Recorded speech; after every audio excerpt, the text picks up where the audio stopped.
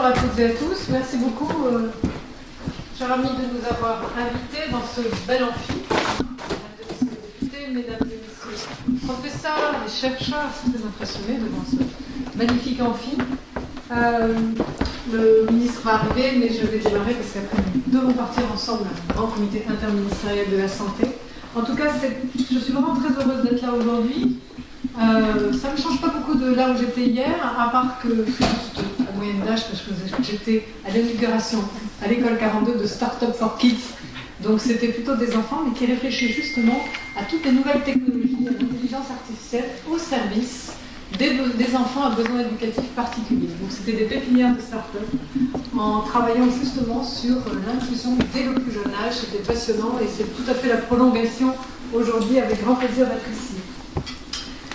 De toute façon, votre thème du colloque, il ne peut en être autrement lorsqu'on fait tout simplement le lien entre l'intelligence artificielle, l'éducation et les pratiques professionnelles. Il s'agit en effet d'une source extraordinaire pour faire émerger l'innovation dans les réponses que nous apportons pour la scolarisation des enfants et plus particulièrement celle des enfants en situation de handicap. Je dis toujours que quand on s'intéresse aux enfants qui ont des besoins éducatifs les plus particuliers, forcément, on sera dans le bien commun pour tous et on irriguera ainsi une élévation naturelle des réponses les plus appropriées pour l'ensemble de tous. Donc je suis très heureuse d'être ici, en ce beau lieu du Collège de France, de pouvoir souligner cette qualité et la richesse des actions qui sont engagées par l'association le plus important à l'initiative de ce colloque, et je vous en remercie, parce que votre association rassemble plus de 200 experts et professionnels de tous les âges, de tous les horizons, ce qui en fait vraiment la force et la richesse. Vous agissez pour développer les capacités et les compétences individuelles de nos concitoyens pour leur permettre de trouver leur place et un avenir dans notre société en pleine mutation. Alors c'est vrai que cette implication et vos propositions, elles vont de toute façon enrichir nos feuilles de route communes, celles de Jean-Michel Blanquer et de moi-même, sur cette école inclusive que nous bâtissons ensemble. Vos réflexions, elles portent sur une école qui donne aux enfants, sans distinction, les moyens qui leur permettront de se conduire, de se construire et de réaliser leur projet d'exister pleinement. Et quel à propos, cher Monsieur le Ministre, cher Jean-Michel Blanquer, d'arriver juste au moment où je parle de toi. Donc, bien, vous devez. J'étais en train de parler de notre ambition commune de pouvoir servir les enfants à besoins éducatifs particuliers, qui est celle d'une ambition qui porte justement celle de servir tous les enfants.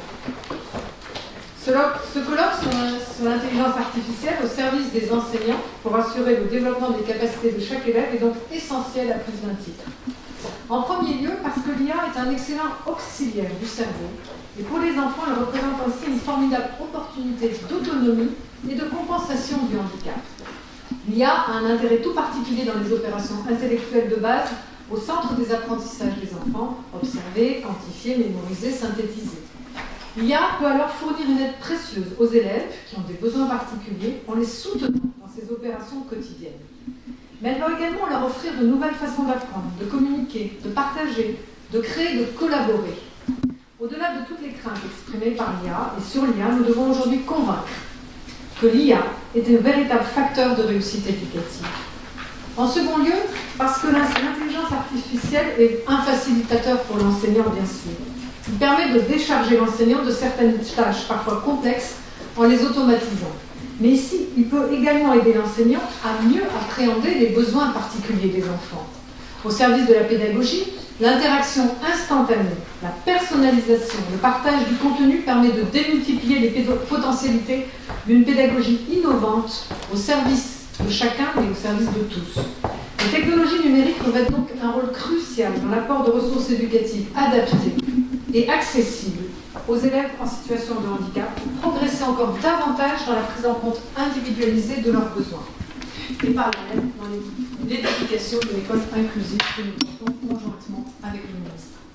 Si ces enjeux sont pris en compte dès leur conception, et là je voudrais m'arrêter un instant, il nous faut absolument travailler sur l'accessibilité de façon native dans tous les domaines de l'intelligence artificielle au service de cette accessibilité universelle.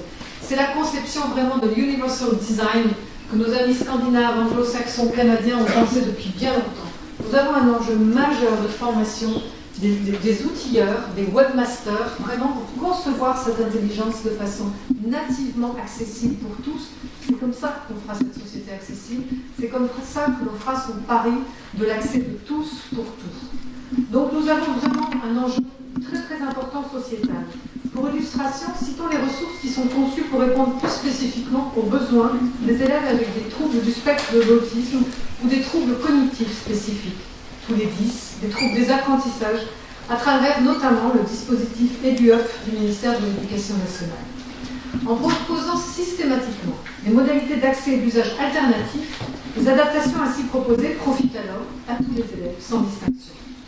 Donc le rôle des enseignants demeure bien évidemment central. À l'école, il y a pour moi qu'un partenaire pour les aider à accomplir leur mission. Préparer les futurs enseignants à l'arrivée de l'IA dans l'éducation, c'est aussi rendre notre école plus accessible à l'ensemble des élèves, comme je vous le disais précédemment. C'est surtout pouvoir répondre beaucoup plus facilement aux besoins de chaque élève, créer des nouveaux modes d'apprentissage collectifs et contribuer bien sûr à améliorer la qualité des apprentissages tout en facilitant la tâche des enseignants. Pour cela, il nous appartient à tous de mettre un cadre éthique et scientifique, mais le ministre en parlera beaucoup mieux que moi, pour le développement de l'IA dans les approches pédagogiques et bien en identifier les usages. Enfin, ouvrir notre système scolaire à l'IA, c'est aussi éduquer et préparer bien sûr nos enfants à développer leur esprit critique face à son usage. Pour cela, il y a d'ailleurs un nombre croissant de pays qui ont amené les apprenants et les enseignants à agir en citoyens numériques éclairés et responsables, et cela constitue bien l'enjeu de notre 21e siècle. Pour finir, dans un monde où la place du numérique s'affiche et s'affirme chaque jour davantage, et où les jeunes sont captivés bien sûr par les technologies, l'école doit également s'ouvrir au nouveau potentiel que le numérique et l'IA en particulier permet. Il s'agit des nouvelles perspectives de formation et d'emploi, souvent très adaptées aux enfants, que j'aime dire autrement capables. Tous ces enfants qui ont des besoins éducatifs particuliers. Notre feuille de route croisée avec le ministre et moi-même et aussi la ministre de l'Enseignement supérieur, bien sûr, notre ambition, c'est que cette école inclusive soit tout simplement le fer de lance de la transformation de notre société inclusive, c'est-à-dire celle conçue universellement pour permettre l'accès de tous à tout. Merci beaucoup et très bons travaux pour cette journée.